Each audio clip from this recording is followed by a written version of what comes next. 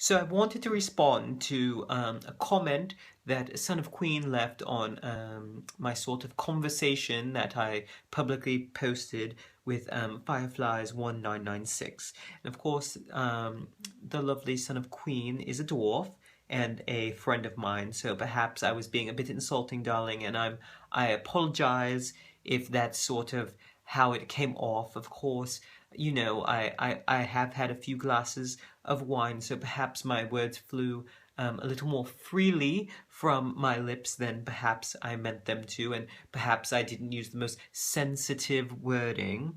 But of course, you know, it's quite true, darling, that we don't have an appreciation for either the sulfur or the iron springs, because of course to us the smell of sulfur, well, aside from just sort of reeking of rotten eggs, you know, we're much more sensitive to smells than mortals are, and so it's incredibly strong, and it can actually make our eyes sting or cause us to sneeze. And you know, we don't really sneeze too often, but that smell is just far too strong. And as for iron, of course, you know, the smell of blood doesn't particularly put us off. However, we have sort of a bit of a reaction skin-wise to iron. It's true, we Fae don't really. Our skin just has a sort of a reaction to it. So it's true that we don't tend to go in for that sort of thing. But that's less about the smell. Although when you come out all rust colored, it is a bit disconcerting, you know, to look like your body has actually rusted. And perhaps that's part of why people believe that dwarves are made of stone or metal, is because after you come out of those iron springs, darling, you're just drenched and coated in that redness, and so it can be a little disconcerting to witness, sensually, not sensually. That's not what I mean. Sensorily.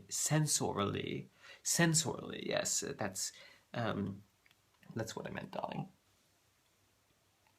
So I meant no offense out there for my lovely dwarf viewers. It's just a cultural thing, darling. You understand. And of course, mostly I just was pointing it at one particular dwarf, and perhaps it's just some generalizations, but you know, I make no secret of my lack of love for a particular dwarven king, and so that's where this is all stemming from. And so, darling, of course, I don't mean you.